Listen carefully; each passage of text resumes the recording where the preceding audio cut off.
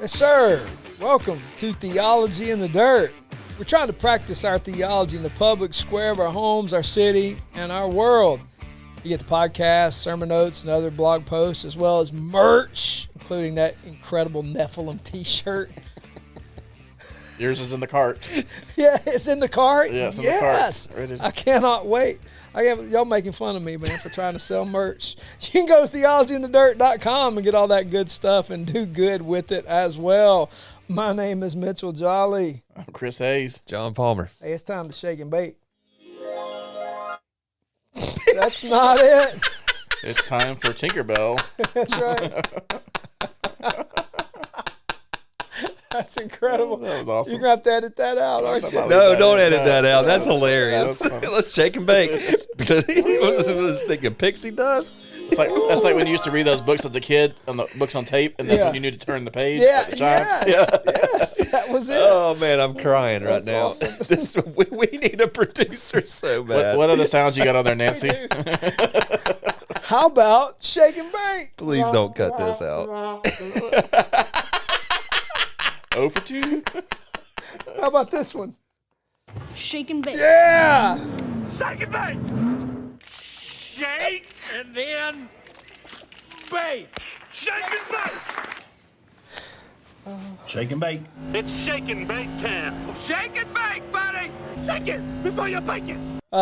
Yeah, we are today back onto our little series where we're looking through the Sermon on the Mount, and we're trying to see how Jesus addresses his right in the middle Sermon on the Mount, how he teaches us not to be anxious. And he tells us we do that by seeking first his kingdom and his righteousness. And then you look back and through the whole sermon, and he really tells you how to seek his kingdom and his righteousness, because the question is, okay, that's awesome. You don't want me to be anxious.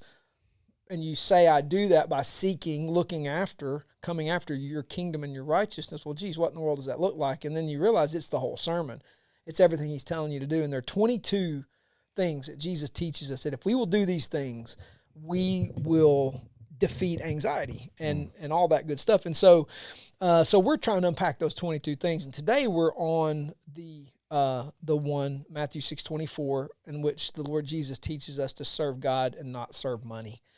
And so a little quick setting before we jump into that. Here's how the Lord says it. He says, no one can serve two masters, for he will either hate the one and love the other, or he will be devoted to the one and despise the other. You cannot serve God and money. So it's part of the Sermon on the Mount, teaching us how to seek his kingdom first. And so we want to deal with three big topics here. Got 3 questions. It's going to deal with allegiance, anxiety, and then kind of alternative, upside down economics of the kingdom of God.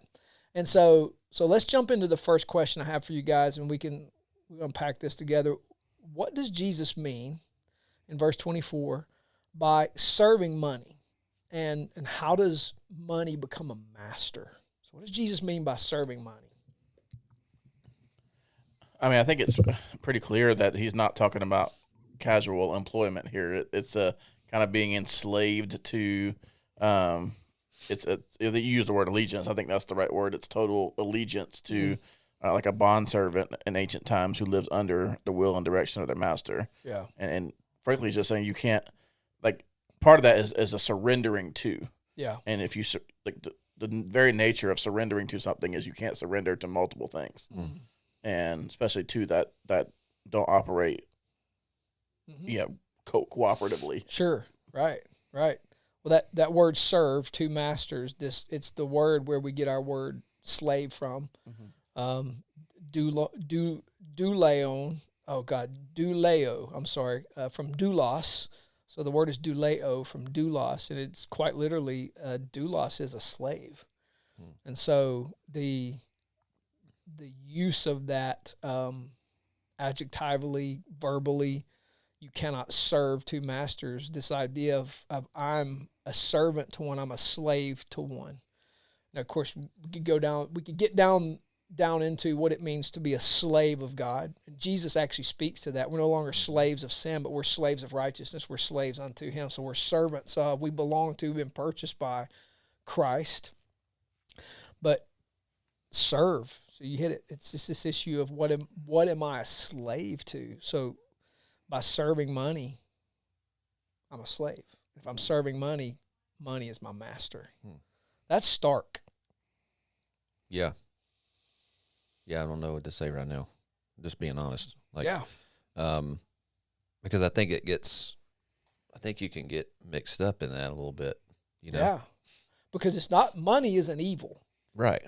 But I think it gets used that way a lot. I think that's what you're trying to say. Like, I think this gets abused or misused, maybe a better way of saying it, a lot, to kind of hint that if you either make money or you like having money, that somehow that's equal to, that's not somebody saying. I would go so far as to say if you turn the use of money into something evil and make everything about money a slave to money issue, you become a slave to money. Yeah. Or the concept of money. Does that make sense? It does. And man, this kind of brings up something that just, happened and I forgot where I saw it. It was somebody on LinkedIn or something posted, it was social media, right? So Deion Sanders, they were touting him about, giving his full bonus to all these different things. And I mean, even in this is going to sound weird. Like it's like checking your heart. Like, and this social media thing, like, really destroys what God wanted to be done in private, so that He is glorified, not the person that's giving. And social media has flipped that. So even using the money for good can also be a bad thing. Right. Because it's not but now it's the visualization of Deion Sanders handing $2.4 million out. And I'm not speaking for Deion. I have no idea about his heart. I think he's a follower of Jesus, but it almost steals that reward, right? So it's a personal thing. So even serving it from the good, like you're using it for good, but it can be a servant. You are still serving money by giving money away. Yeah, because of something it may gain you. Through clout or through recognition or through or an endorsement. It's a reward. It's endorsement. Yeah, endorsement. You're such a generous person. Here's another Nike deal for $50 million. Yeah. And again, I'm not saying that's what Deion's doing at all. No. I'm just using him as an example. Yeah, right. I don't know that about Deion at all, but it was just something that clicked in my brain when it did. It was like, man, if Deion didn't mean for anybody to know what he was doing, man, how shameful is it that somebody's now called him out and stolen it? It's all about Deion's heart, so I'm not saying that it stole his reward. But you see what I'm saying? Yeah, absolutely. Mm-hmm. And absolutely. So it's like it just made me think of a different way of, like, it looks good and it's great because he just gave a ton of money to some really good causes. But here's an example, I think, of serving money. All right, here's some examples, and these I put in my notes. These are kind of cultural masters today, and they're all connected to money. Consumerism would be identifying as a consumer above anything else would be an issue of being a slave to money, because I'm so wrapped up in my consumption of things, and that because consumption is tied to finances, it's impossible. If you're consuming, it's a financial issue. And we're all consumers. The question is, am I so consumed by my consumption that money sits at the top of my constant anxiety list? Economic identity. Am I so tied to wearing dunk low Nikes that I'm willing to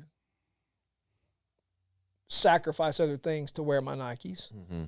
Brand loyalty, similar. That's brand loyalty to Nike. Lifestyle inflation, like I have to live a certain way in order to feel a certain way. All those are tied to money. So if I can't downgrade my lifestyle, then I'm serving money. If I can't downgrade my brand or change my brand, I'm serving money.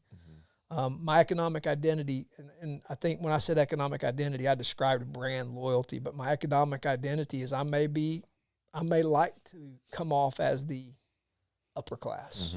I don't like the idea of being thought of as middle or lower class in my consumption. So those are some examples of cultural masters, things that we're serving today that may help us get a grasp on money as a tool versus serving it as a God. Yeah, and you're speaking to more of the culture that we live in here in the West, Correct. right? Yeah, absolutely. Because there are there are cultures that they don't have anything to consume. So, but can still serve that in their heart, right? Yeah, and still serve money because they have to pursue it in certain ways to have it in order to survive. Yeah, and even survival can become a god. yeah, man. It's hard. It's hard. It is hard, absolutely. It's difficult. Yeah, it's a huge challenge. Yeah. So, and it gets down into this right here. What's the difference between using money as a tool and serving it as a god? So what is the difference? So I think we know money's a tool. It can be a good tool. But what is the difference it takes us from using money as a tool to its worship? Where is that line? I think this is going to be a hard issue, but I think saying sometimes something's a hard issue is easy as a cop-out for me, because hard issues always have a physical result. Does that make sense? There's no such thing. Out of the overflow of the heart, the mouth speaks, the Lord said. Mm-hmm. So if it's a hard issue, then it's going to come out as something I say or something that I do eventually. Mm-hmm. So what is the difference between using money as a tool, giving Caesar his, and giving God his? Where does that manifest? Yeah, I think that's tough to quantify in like a specific physical definition. I just Right. To me it comes down to like who's in charge. Like if you're using money as a tool, you can use that tool well. Like you can make those choices to give, be generous, use it for the kingdom. If it's controlling you, if it's guiding you, then it shapes your behaviors, your affections, your priorities. What we saw earlier, where your heart is where your treasure is. We talked about, and we talked about that. All that applies here too. So I don't know as far as like where that shifts, other than I think we know it, but we don't admit that we know when it shifts that way. We don't want to admit that that's what it is. But. And then the other piece of that too is like good stewardship. Yeah. Right. So it's not just be willy nilly with money either. Right. Right. Yeah. And what I mean by I don't. I think of an example that helps me, and I think it's an extreme example, and I'm by no means advocating for their lifestyle. Okay, but I think of seeing money as a tool versus worshiping money. Mennonite / Amish, the Mennonite communities and Amish communities. If you've ever been around them, they have abundant resources. Mm-hmm. They are not poor. You know what I'm saying? Yeah. Like there's no such thing as a poor Amish person. Yeah. Let me back up and say that again. I'm quite certain there are people who struggle in the Amish community with levels of poverty because there's sin, and sinful people do sinful things. But by and large, the lifestyle that an Amish person or even a Mennonite community person lives looks to be poor. But in fact, they are rich in other kinds of resources. Yeah. Does that make sense? And so I feel like, and again, people who probably know those communities better than I know them can probably criticize the daylights out of what I just said, and probably accurately so. Mm-hmm. But when I look at them, I see their strictness on certain things manifest itself in a way of plainness that contributes to them having an abundance and using it for things other than making themselves look like something they're not and acquiring things they don't need. Mm-hmm. And I think about that, they ride around in buggies because they reject, modern technology, but it's not because they're poor. It's because they choose to use those resources in other places and other things. And they show up and do a barn raising and build barns for each other. And they're not lacking in lumber.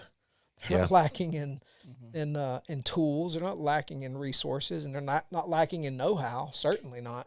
And so it looks like they know how to use the tool of resource for something other than consumerism, economic identity, brand loyalty, and lifestyle inflation. And so, again, I'm not saying and advocating that we start wearing white collared shirts and brown and dark tones of homemade clothes and driving around in buggies. No. I'm not down. I don't want to do that. But I think there's something about my internal desire for certain things that leads to the wasting of resources. I think in entertainment, the amount of money, I look at what we spend on a monthly basis, which isn't a lot, for access to entertainment, and sometimes I feel a little funky about that. Mm. And I'm wondering if that's a place that has set itself up as something that I'm bowing down to, rather than something I'm using as a tool. Just makes me wonder about myself. Yeah, well, I would think it's fair to constantly examine that stuff. Yeah, because I don't need that. Yeah, but I could use a barn. Yeah, I could increase productivity in certain things with a barn, but not necessarily by more access to more Atlanta sports, which they all stink, by the way. It's like I pay this money to have access to watch my favorite teams who always disappoint. And I'm like, great use of money. Why am I doing this? Why am I torturing myself? So is that me using money as a little god than it is me? Yeah. I don't know, man. This one, all of these, like I hope everybody who's listening to us is paying attention to the fact that if I'm going to seek Jesus' kingdom and His righteousness, this doesn't come without some challenge. Yeah. And it's really, and that one is just like God wants us to put Him first. Yeah. So it's not just money. I mean, it even goes into far as saying about, you know, if you don't love me more than your even parents and even kids and even, you know, so He doesn't want anything before Him. Yeah. And so, and this is just one piece of it. And really it's a hard one to talk about because I think that there's this little thing that sits in all of our hearts that we like it. Yeah. Oh, absolutely. Well, you know, that's why I don't think we examine it very much, because we don't want to know the answer. Right. Or we're afraid that the answer will mean we've got to change. Yeah. And I say that because I'm sure that's why I don't too. Like, it's like it's important to ask those questions. I think, like, is this honoring to the Lord? I don't think that everything we spend money on has to be like. I don't think we have to give 95% of our paycheck, to the church. I don't think that's what He's saying. That's the difference between like can we not? Should we have a terrible car or not ever go on vacation or not have technology? I don't. Again, that's not the point. Yeah. No. But I think when we start to examine it, then we start to question all those things. Mm-hmm. Yeah. And so there might be an extreme example of that with the Midnight Community, and then there's obviously plenty of examples of the other extreme of just lavishness. And so I think it is a hard struggle, but I think it's an important one. I think it's important to take time and go, not necessarily go through everything I bought last month and be like, is that for Jesus? Is that for Jesus? Yeah. But to say like, but am I wisely using what He has provided as a tool, or is it controlling? Is it shaping my decisions? Is it shaping my behaviors? Yeah. I think that's the key word, because Yeah. when you deal with money and economics, you're dealing with control. Mm-hmm. It's ultimately an issue of control. And the question is, who has ultimate control? Does the economy have ultimate control, or does God have ultimate control? And is God able to overcome economies and show us that He is the master over economies? And the example that comes to mind when I think about this is the Matthew chapter 17, verse 24 to 27. When they came to Capernaum, the tax collectors of the 2 drachma tax went up to Peter and said, "Does your teacher not pay the tax?" And he said, "Yes." And when he came into the house, Jesus spoke. It's hard for me to not start crying as soon as I read this. Jesus spoke to him first, because Peter's confronted with this. He's confronted. Does your teacher not pay the tax? He's like, yes, he does. And so he has to answer the question. Yes, he does. And Jesus is clearly aware of this. And Matthew knows this, which is why he records Jesus addressing Peter. He knew Peter was confronted. And so he came into the house and Jesus spoke to him first. Jesus didn't wait for the report. He just got to him first. He said, "What do you think, Simon? From whom do kings of the earth take toll or tax? From their sons or from others?" And when he said, "From others," Jesus said to him, "Then the sons are free. However," and this is how Jesus flips this upside down, "not to give offense to them, go to the sea and cast a hook and take the first fish that comes up.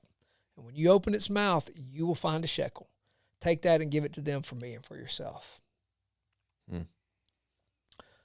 To worship the money would have been to fret over paying the tax. But Jesus does something there when he says, you know, kings let their sons go free. But so we don't give them offense. You're with the king and you're my son. I'm going to make sure this fish has a coin in its mouth. You go catch the first one and you'll get it and you go pay it for you and me so we don't offend them. What Jesus does there is flips this whole thing upside down and says, I'm clearly the God of the universe. I run economies. You and me are free. Mm-hmm. But just so right now we don't give offense to them because I still got a cross to bear and you're still going to deny me and all this stuff's got to happen to provide salvation for the world. Let's don't give offense to them over this right here. I run the economy. I run money. You can worship me. It's all good. Go take up the fish. You'll have a coin in it and you pay for you and me. Mm-hmm. And that to me encapsulates the issue is, do I believe God is sovereign over economies to the point that I can say no or say yes freely, whatever? It's not about having an abundance and enjoying it and showing it. It's about whether or not I believe God sits sovereign over that. It's like, yeah, I can give it away tomorrow. Mm. You know what I'm saying? So yeah. I think, because I think it's easy to turn it into and I did this to us, because I think it's a decent example, but it's like, you got to be like the Amish. You definitely can't be like a rich person, which is like keeping it at surface level. But I think what it turns into is who is in control of economies. Yeah. And if I live my life by the economy, I'm basically a slave to it, and I'm worshiping it. But if I'm like, no, Jesus runs economies, man. He runs economies. And so therefore I can let it go. I can take it. I can enjoy in abundance, and I can have lack. And I think Paul said this when he said, I've learned to be content. Here's the secret. In lack or in abundance, all things through Christ who strengthens me. Yeah. I've got Jesus. Yeah. And so if I have a little, it's going to be okay. If I have a lot, it's going to be okay. Yeah. Because I think having a lot can also not be okay. Yeah. You know? And so that story in the Gospels wrecks me every time I read it, because I still don't trust God like that. Can he put a coin in a fish's mouth? Mm-hmm. Yeah, where's that lake at? I'm like, yeah. Can we go catch some more of those? Never caught one of those fish. Yeah. All right, question number 2. How does service to money show up in our anxieties? And how does trusting God confront those fears? How does service to money show up in our anxieties? And how does trusting God confront those fears? I mean, if money's what makes us feel safe and secure and taken care of, then we're going to be anxious when it's not there, or when it's lacking, paycheck's late, or it's running dry. When the price goes up, when the economy shifts, that anxiety is going to come. And anxiety is often, when our loyalties are divided, that's where usually where anxiety comes anyway. Right. And so it's not just financial. I think it's a deeply spiritual issue, because if we're truly it's not to say that we're never, don't ever have any kind of concerns or worries about things, but when it drives our anxiety, I think that's a sign that we're serving money and not trusting him to provide. Mm-hmm. Doesn't mean we just go and become jobless and just who's going to send me the money? I'll pay that mortgage somehow. We don't have to go to those extremes. But anxiety tends to take over when we're trusting in a source that is not him. Yeah. Yeah. Notice how verse 24, it's one verse, it connects to 25 to 34 where Jesus starts talking about anxiety, which means anxiety being a symptom of displaced trust or divided loyalty. And I think that's oversimplifying anxiety to a degree. I recognize that. I know it's a little deeper well than that, but when it comes to what we're dealing with here in money, and then Jesus transitioning to dealing with anxiety, because it's like Gentiles aren't fretting about some of these things. Like, seek my kingdom and my righteousness, right? So, I'm sorry, Gentiles fret about these things, but you belong to me, so you don't need to do that. I put coins in fish's mouths. So there's no need for you to know, and I know what you need before you ask, so pray like this. And so anxiety's what pagans live like. You don't have to live like that. And so he connects verse 24 with serving God and money to issues of anxiety. So in this example Jesus gives, if anxiety is a misplaced trust, like I'm trusting in the resources versus the Lord, then it gets back to my question: how does that show up? What is it that causes that to show up? And where is my trust in if anxiety about money is ruling it? And then how does the Lord confront that? What does He do to fix that? I think example, inflation.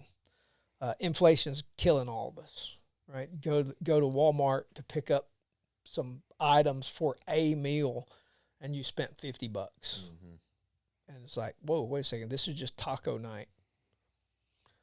How did that happen, right? And so it gets to me then fretting over, that's going to blow up the budget. It's going to blow up the budget. How are we going to make it? Like, where's the money going to come from? How am I going to pay this bill? How am I going to pay that bill? And so that anxiety starts ramping up. And so at that point, if that's happening, where is the misplaced trust? I'll let you guys solve my own anxiety issue. Man, so I'm like, this is therapy for me. And I'm sitting here just Yeah. thinking. Yeah. There's a lot of tension, I think, when we try to do both. Right. Because He made it clear, both serve both God and Yes, money. Like, yes. 'cause we know we can't, but I think we try to oftentimes. And when you try to do that, there's a lot of tension that comes with that. There's a lot of just uneasiness, which I think was what produces that anxiety in us. Yeah. It's because in deep down, we may not be able to identify that in the moment, but we know something's not right. Because we've all been there, right? It's like, how are we going to make it through this month? And then and I don't think it's not just wrong to have, I don't think those thoughts, but when we start to give into the anxiety and not trust that He's going to provide, that's when it kind of gets down to that. That's where it changes over, and it goes back to that control thing. It's like I'm controlled by the money. Like I'm controlled by whether, like everything that's in me is controlled by whether or not that's going to come, as opposed to saying, God, I'm a little nervous, but you've told me not to worry, and you're a generous provider, and I trust that you're going to do this. And that's hard. I'll just tell a quick story because I think, and you and I were talking about this earlier, like when Addison was 2, like I was out of work for about a year, and obviously coming with that is a lot of anxieties, but honestly, the money aspect of it ended up being the least. I don't want to say that as 100%. There were times where it was a struggle and it was hard, but it was interesting that there were times where I felt like at the end of the month, we were left with more in the account with one paycheck than we were when we had 2. Yeah. And I remember having these moments of like check, I squint your eyes, like, am I seeing that correct? Like, how is that true? And it just came through, and it was a battle. I don't want to make it sound like it was easy. There was months I was like, this stinks. And we battled with a lot of other things between Satan being like, hey, you're not providing for your family. You're not a man. You're not a leader, to him attacking my wife saying, your husband's at home playing with your child and you've got to work. Like those were some serious battles. But when the finances just kind of came through, and it was like whenever there was a need, it was provided for. Yeah. And there was a lot of just calming in that. And every time I kind of equate it to what Peter must have been like when Jesus asked him to come out on the water. It's like, he's like, sure, I've seen you do a lot of things. So he had to have trusted enough to step out of the boat. But then realizing I'm not supposed to be on this water, it started to tremble and started to shake a little bit. And there was a lot of that happening during that year of like, I trust you because I've seen you do it. But yet if I try to take another step, I know this water's not supposed to support me and I'm going to struggle. There's going to be some anxiety there. And so it's really interesting, but it was, God did a lot of cool things in that moment in that year to take care of what is often the most anxiety driven aspect of life, and that is money and providing all that stuff. Yeah, I think man, the paradox of Scripture drives me crazy. Yes, and this is another one, because when you got Proverbs 6 says, "A little sleep, a little slumber, a little folding of the hands." You're thinking you're doing nothing, right? But expecting all these things. But then it says work, and you want to get like the wealth. The wealth is not going to come unless you work. You know, so it's like, what's the work for, and what's, you know, it's, and so all of these things that are, they're not contradicting each other. It's just the paradox of the God's kingdom. We're expected to work, and work comes with payment. Yeah.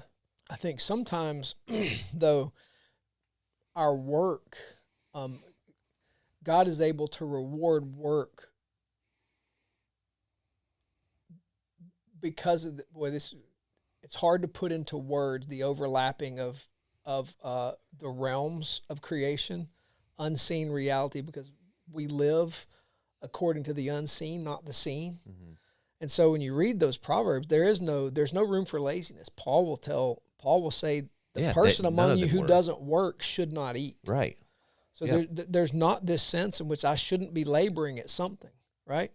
But you're laboring at caring for your daughter because you could get a job, but like you've told me before, the money you would make in that job would just pay for childcare. There'd be no net gain. So why not just take care of my? But there's not a sitting there and wringing your hands, but right? You're actively doing something. You're raising your daughter. But what happens is God paid you by making there be enough in the account. Mm-hmm. And so I think what I'm getting at here is when you cross these things is you're laboring, but what God does is God's keeping his word to his people. And he supplies, because same thing, like when we came back from Texas, I got a master's degree and I'm working in a mailroom for $8.10 an hour. Mm-hmm. And I'm fretting because the math does not work. Doesn't work. But we never had a deficit, ever had a deficit. Everything was always supplied for. It was there. So it wasn't a lack of working, wasn't a lack of effort. Mm-hmm. There was labor going on, but the economy, the economic reality didn't supply the need, but God made up for it. And so there's this inverse nature of living according to the kingdom where we are serving God, not serving the dollar. And it's evident by the fact that we're poor, but God made it work. And it's like, then this inverse, like as we advance and we get better and we make more money, it's like then the deficits come. And it's that shift that happens somewhere in there. It's like the upside down part of the kingdom where there's lack and there's labor, God supplies. When at some point our labor catches up to the need, and we relax in our soul, and maybe we stop praying, maybe we stop trusting, and maybe we start realizing, no, I am pretty good. I got this.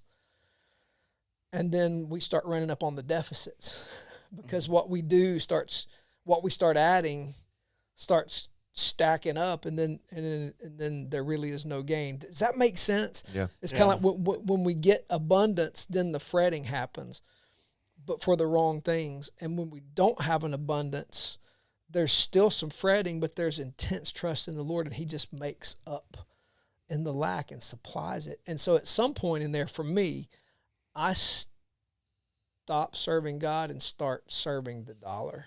And then the inverse thing happens, and all of a sudden I've got lack. And I can't explain that except that it's somewhere inside of me there's a shift in what I trust. Yeah. There's like it's just sitting on me right now, and thinking back, because I'm sitting here as you guys are talking, I'm thinking back in my life. Mm-hmm. We've never needed.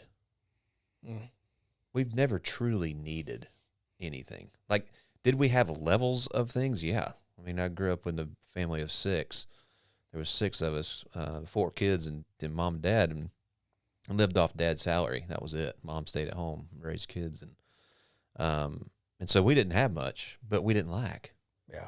We just didn't do certain things, you know. We had to do things differently than other families because we didn't have, and so I'm thinking, I'm like, well, okay, so this applying this to someone sitting in Ethiopia, you know, that has zero, literally waiting for their next meal, can't feed their kids, you know, and that and trying to preach and apply the same scriptures of putting God first in that, which in them that their surplus is different than ours. When it's not talking about the dollars, talking about food. Right. You know, and even in that, you can worship the food part versus the one who provided it for you. Right.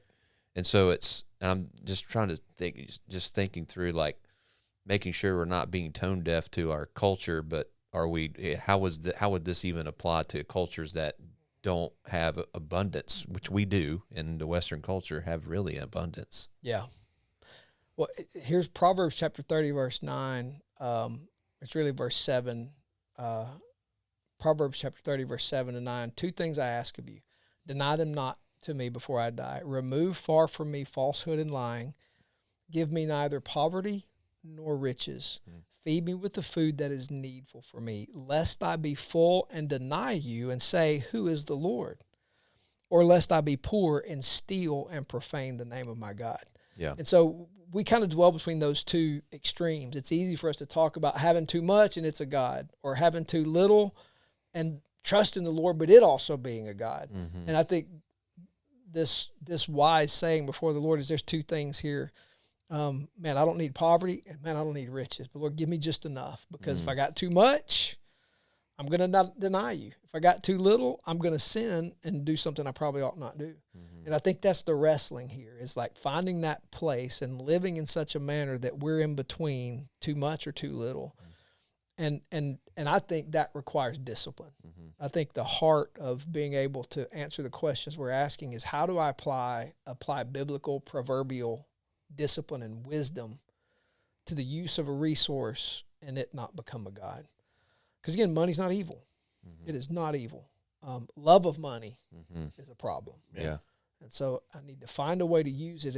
And I wonder, and this is a question, is it appropriate for us to find that middle class place to live, and learning to cap ourselves, not at what we make and can store up for future, but I mean at how I live.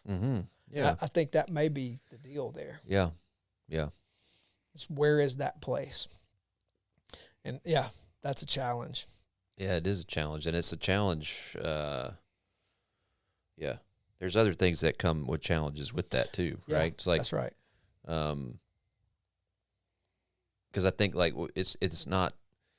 This is something that I've been, wrestle with. It was brought up. You texted me this week and said, "Hey, can I borrow your mower?" And the answer is yes. You can borrow my mower, but it's really, but it's not the right word. When we talked about this a couple episodes back, was like, yes, you can, but the thing is that I want that to be treated as, because it was a gift to me. Right. Right. Yep. And so I want you to treat it as though it was a gift to me, meaning, don't go run over a big giant stump, Right. and go and chew up 18 rocks Yeah. in the middle of your yard with my mower.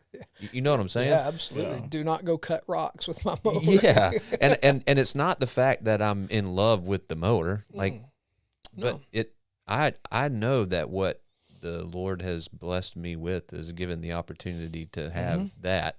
Yep. And I want to treat it as such. And it's not the fact that I just hoard it for myself. Like, yeah, come use it. Yeah. But just don't destroy it, because it was a gift to me. Yeah, that's right. You know? Absolutely. Heck yeah, man. That's right. So yeah, finding that place, that middle ground of place of serving, not bowing down to. Yeah. Or I'm sorry, not bowing down to and serving it, but using it as an instrument, as a tool. Yeah. That God has graced us with. Yeah. Yeah, that's good. Because I think you can take that same blessing that He gave you and bless others with it. That's right. But it's not something to be trampled upon. Yeah. Does that make sense? Absolutely. Absolutely. This is a question not that I shared with you guys, but it comes to mind as we discuss this, the creation of an economy. As a person with an economics minor, I'm always fascinated by the creation of currency. Where did the creation of currency come from? Is that innate in creation and a good thing, or is the creation of currency something that's a result of the curse of sin? Because Jesus distinguished, you can't serve God and money. You got to choose one. And so does that make money a a necessary function of fallen order that will be abolished at one point? Or so therefore it carries the potential for me to worship it? Or is currency going to be a function of the economy of the eternal kingdom? So throw that on you guys for just a surprise question, and any of our listeners. What is the place of money in the eternal kingdom? Well, man, it's got to be a place, because when we're just going through this in Exodus, and he's building his tabernacle, and he's making these ornaments and things out of pure gold. Right. And he sets that, Exodus 25, he sets that before the people and says he puts it in their heart to give, and he gives it by level of gold, silver, bronze. Oh yeah, right? yeah, and its preciousness. So yeah. And so he set that standard. Yeah. Right. And outflows from gold and those precious metals is the currency. Right. Yeah. There's something. Well, not in our economy anymore. It's not backed by true gold bars anymore. We're a fiat. Yeah. Yeah, it's not, Bitcoin. We don't have a gold bar for every dollar that we have sitting out there. At least we don't know. Right. We don't know. Yeah.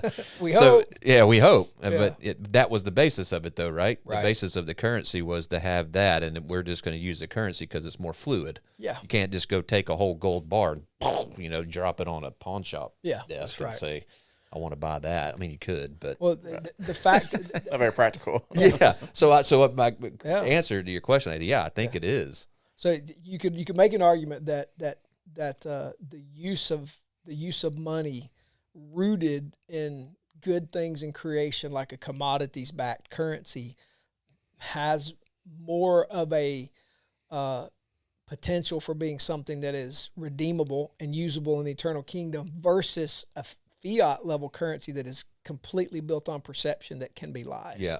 But I know this is probably more than people wanted to no, get this down is the cool. rabbit This hole is cool of, though, but because this is important. and you even Yeah. said this when we preached through Revelation, is like the very thing that we hold precious, God uses it to pave his roads. Yes, that's we right. get to we'll walk on it. Yeah, we're going to be walking on what we now consider precious. Yeah. Right. And Absolutely. so it's like, and all that saying, Yeah. and exactly what he's saying here, I am Yeah. the one that you need to be paying attention to, not this precious metal, right? Well, if all sin is abolished and I'm producing goods and services, I don't need a transfer of a medium of preciousness to give you what I'm producing. Yeah. Does that make sense? Yeah.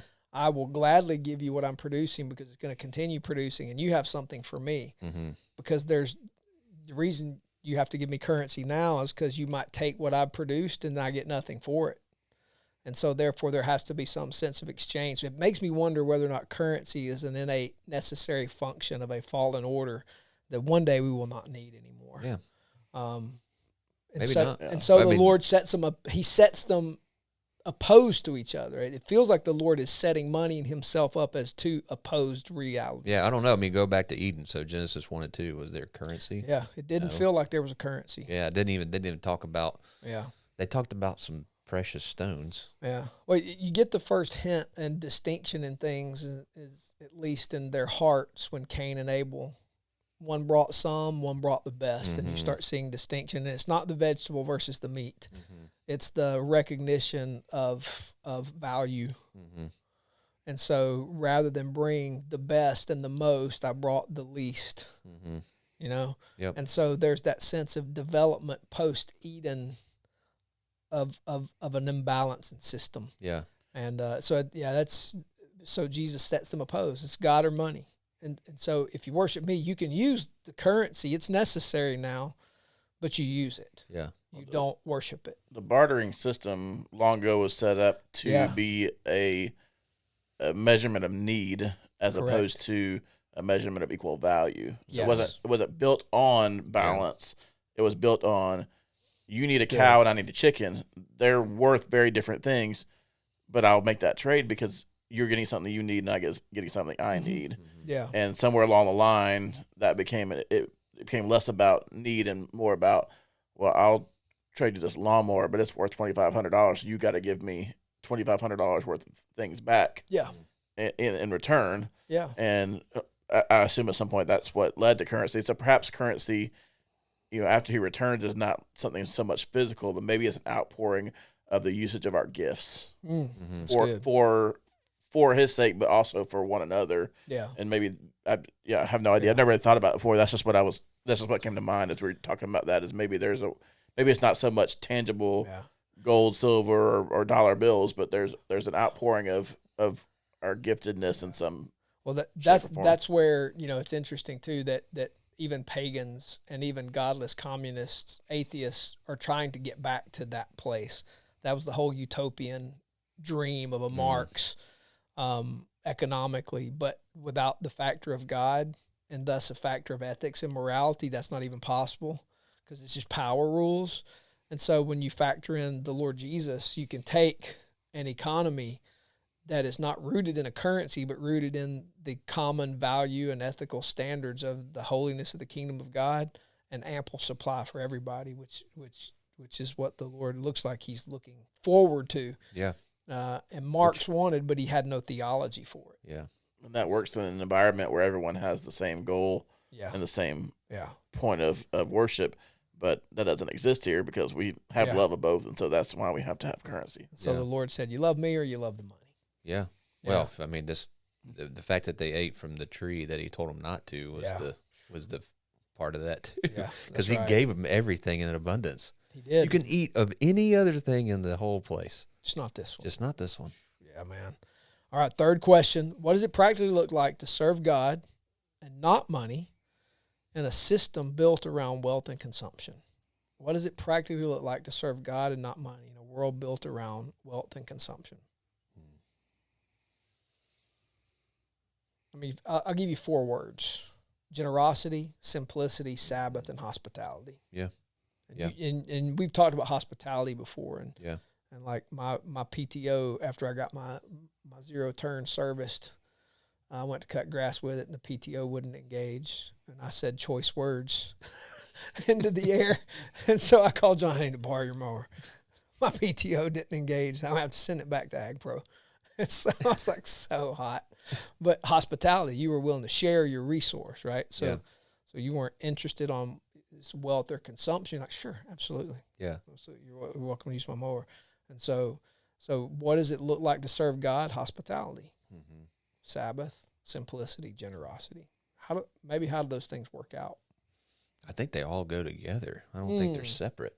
Ooh. Because,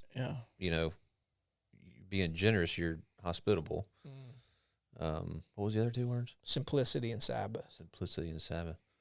It's easier to be hospitable if I'm not having to lend my $175,000 Mastercraft, Yeah, but would you want to? Because I'll be like, lend that to someone that doesn't know how to drive a boat? I don't know that I'd lend it to somebody who did know how to drive a boat. But you know what I'm saying. Yeah, I'll be generous. You can ride on it while I drive it. Yeah. But because there's some Could people I hire you as my captain? Yeah. There's some people who don't understand depth. They don't understand shorelines. They don't understand. That's what I mean, right? So it's like, I don't. That's what I mean by, do you just be willy nilly? Yeah. No, I don't think so. Yeah, because I would probably let them use my 75 Evinrude outboard John boat before I would my $175,000 Mastercraft. I'd still be skeptical about that. Yeah. I'd be like, man, don't bury my prop in the sinking sand, please. got this inflatable raft. Yeah. Simplicity. I'll let you borrow my kayak. Yes, you can borrow my kayak all day, every day. Come get it. Yeah, but nothing with a motor on it. So simplicity lends to my generosity increasing. There we go. Yeah. Oh man, I don't think that's true. You can use my sling blade and my mattock. You cannot. You can't use my lawnmower. I should have just brought you a sickle. You could have brought me a sickle. Yeah. I'd still be out there cutting grass. That's good. I'd add authenticity here too. I know we talked a lot about it being a heart issue, and I agree that's just a simple thing to say, but I mean, you can begrudgingly be generous and begrudgingly be hospitable. Yeah, that's a good point. And that's not the same. Yeah. And so I say authentic from a place of or genuineness, whatever you want to put there, something that's real. Like this is who I am. I think it has to be a true reflection of your heart, of who you are, for it to be effective. And I say that because, again, going back to that year, like I'm just confessing stuff now, but like there were times where I was like, should we cut our tithe? Mm-hmm. Should we stop supporting? Brittany and I supported a child through World Vision since even before we got married together, and that was only $35 a month. But I was like, should we cut that? You know, you know, we didn't. I'm grateful we didn't, but it's, you know, I'd be lying if I said those thoughts didn't come up. And I think that's where it's important that this, what we're talking about, is countercultural. Because our culture would say, no, stop being generous, care about yourself, make sure you're taken care of. And that makes sense. Like, logically, that's stop giving my money away. That $300 could go to diapers or formula or food or whatever it meant. Like if we take, I know this is gonna sound weird, if we take Jesus out of it, like that's a very logical thing to do. Yeah. Like, let me stop being generous until I have enough to be generous with. Yeah. Yeah.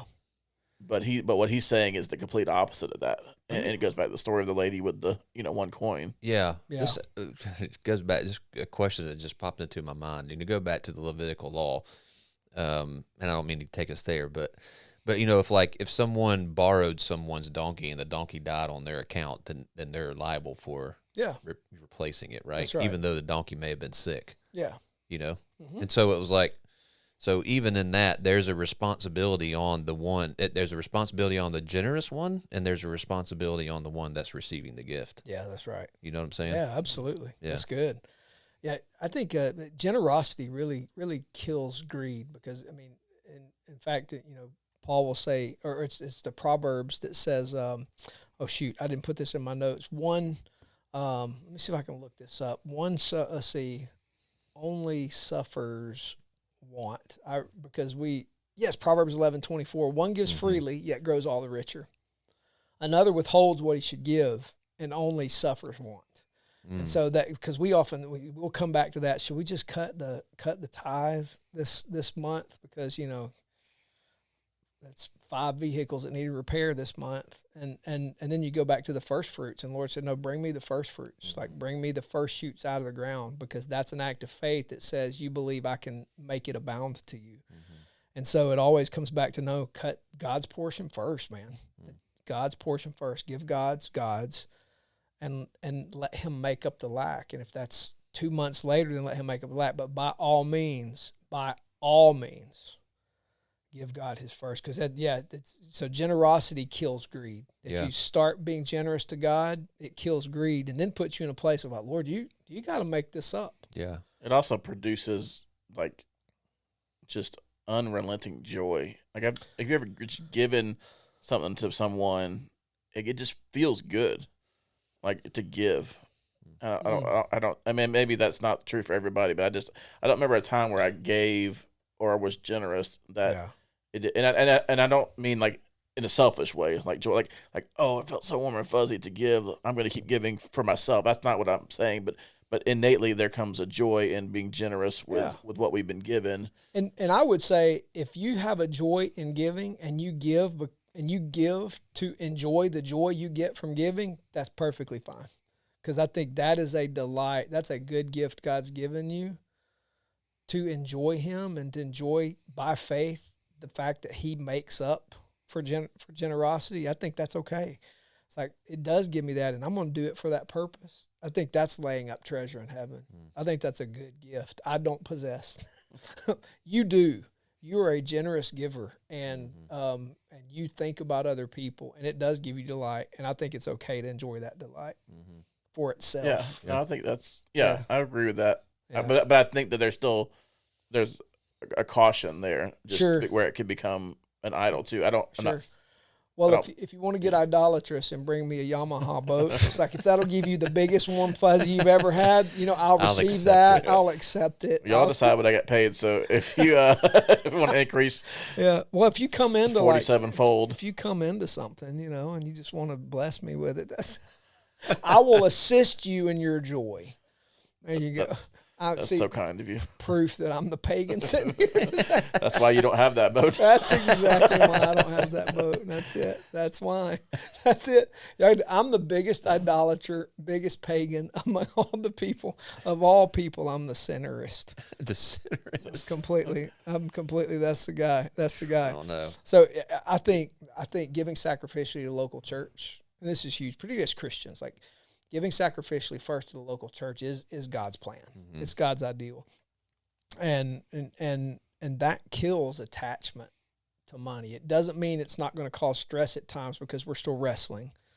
Because man, there are needs, things got to get paid for. You know, it's like, God, okay, you did say first fruits. You said first fruits, so here's the first. Which is one of the reasons I hate to get Mr. Political here. I hate the concept of income tax, which got instituted at some point in our history because that's taking God's off the top. Mm. And don't take God's off the top, man. Do not take God's off the top. That's I don't know how God bears with that. And he may not bear with it much longer, but taking God's off the top and then leaving God's people to give from the leftovers, that's deadly, I think. So this whole idea of giving God first, give to him first, and then deal with what's left over is really the ideal there. And so that's one of the practical ways to serve God and not money. Yeah. Give him first. That's pretty wild because even talking about that when Jesus was saying, "Hey, throw me that coin there and flip it over." What whose face is on this coin? Yeah. It says it's Caesar's. So we'll give Caesar's what's his. Yeah. There you go. And so it's kind of like, so I don't know, man. I mean, I think you're right. But there's, I've always remembered that, you know, it's kind of like, okay, so he knows. Yeah. He's not unaware of what we're asked to do. That's right. That's right. They deal with that really, really well in season 5 of The Chosen because that happens. They portray that and deal with the nuance of what that may actually be a worthy podcast episode. And what Jesus is doing there when he says, "Give me a denarius and let's see whose inscription is on it." Yeah. Fascinating thing that the Lord is doing there. But yeah, that's actually worth the discussion at some point. Yeah. Chris, won't you take us home with some Hayes takeaways? Yeah. Well, can I ask a question first? Oh, yeah. Come on now. This is a stirring. I don't think our church does this, but you feel like there's a level of, I feel like it's a lot of churches use what we're talking about. It's easy emotional manipulation to increase giving. Yeah. I've seen that places, and it just it makes me scared for them because I'm like, to me, that if it's this serious where he talks about money and treasure so many times, the rich man comes and asks him the question and walks away, so like all these stories. Yeah. I just like, and again, this is not at all our church. I don't feel like we do this. I think we handle it well, but sure, like it seems like that happens a lot, and there's a really fine line between teaching the right way for people to give and to be generous, as opposed to manipulating them with the scriptures. Like y'all got to give, taking advantage of the weak. Right. Well, and I say that to say that I think that's part of why church framework is so strong, is because we got to keep up all these things we're doing, and we got to keep the lights on, and we got to have all these things. But it confuses economic growth and numerical growth with the blessing of God, and therefore, because you're faithful in giving, we should take that and turn that into something that creates an actual gross domestic product, a GDP, as opposed to do what God's given you to do and be fine with an abundance because people are disciples. And I fall into that. And I think there are implications on what we do as a church right now. Just because you have does not mean you should. But we shouldn't have a lack because people are failing to be generous. Right. And so there's a fine line between getting into the stream of producing a GDP that comes along with a Western concept of growth and development versus following the strand of the kingdom of God and having resources to function in that well, sometimes little, sometimes a lot, but never for the purpose of just growth for the sake of growth. And I think that's where the church framework takes over. Is like growth is of God. Growth is living things grow. Well, yeah, but growth isn't always. Sometimes growth is unseen. Yeah. Because it's emotional, it's mental, it's spiritual, it's relational, not necessarily more butts. That's the heart. Yeah, it's the heart, Yeah. right? Because I would rather get by and have a bunch of healthy people who love each other well than I would be producing an economy with a bunch of people that I just despise. Yeah. That's not what I want to do with my life. You know Yeah. what I mean? And so there's that. I think they do. And I think we're eaten up with the idea of growth and advancement and economic development. And it's not about that. God uses an economy, but we don't worship that economy. Yeah. More doesn't always equal more. No, that's right. Sometimes more is less. Yeah. Absolutely. It's good. Good question. Anyway. All right, Yeah. man. Give us some All nice right, we got a takeaways. few Hayes takeaways for today. Number one, Jesus offers a life of freedom from the tyranny of money. He doesn't shame us for needing money. He invites us to trust the Father who already knows and provides.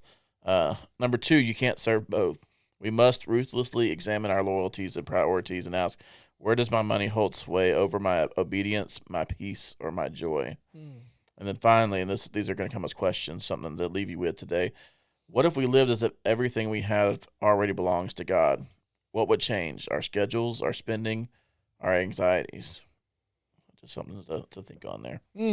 Good stuff. Hey, we hope you enjoyed the banter today. And I don't know what Chris is going to edit out of this, but the intro to today's episode was absolutely me Hilarious. and a comedy of errors. And so I hope you enjoy listening to, watching Theology in the Dirt. It's a joy for us to come in here and do this and hopefully be an assistant of the Lord's grace to help you think and wrestle with what God's Word says. And so keep joining us. We'd love it if you'd share the podcast. We'd love it if you would leave us a comment. We'd love it if you would rate it. 5 stars, really good. Go on the website, grab some merch, all that good stuff. And if you have a question, send it to us at theologyinthedirt@gmail.com. And until next time, out.